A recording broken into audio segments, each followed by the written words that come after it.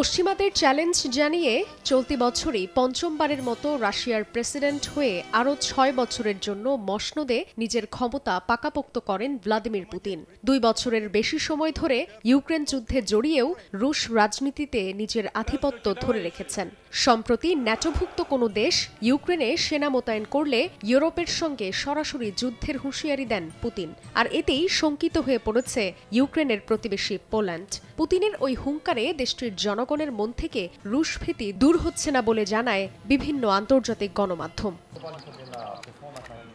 এ অবস্থায় রাশিয়ার ভয়ে সামরিক প্রশিক্ষণ নেওয়া শুরু করেছেন পোল্যান্ডের সাধারণ মানুষ। প্রতিবেশী দেশটি নিরাপত্তাজনিত কারণেই শিখছেন রণক্ষেত্র থেকে নিজেকে বাঁচানোর কৌশল। দেশটির প্রতিরক্ষা মন্ত্রণালয়ের উদ্যোগে বেসামরিকদের দেয়া হচ্ছে বিশেষ প্রশিক্ষণ। 1, 2, 3 ঢাকায় জমি জিতে নিন 100% ক্যাশব্যাক সহ 20 কোটি টাকার পুরস্কার। অংশগ্রহণকারীদের সম্মুখ যুদ্ধে অংশ নেয়া, যুদ্ধের ময়দানে কিভাবে অস্ত্র চালাতে হয়, কিভাবে যুদ্ধ পরিস্থিতিতে নিজেকে শান্ত ও নিরাপদ রাখতে হয় তাও শেখানো হচ্ছে। প্রশিক্ষণটি 15 বছর ও তদূর্ধ্বদের জন্য। ট্রেন উইথ দি আর্মি নামের কোর্সে বিনামূল্যে শেখানো হচ্ছে অস্ত্র পরিচালনা সহ যুদ্ধের নানা কৌশল।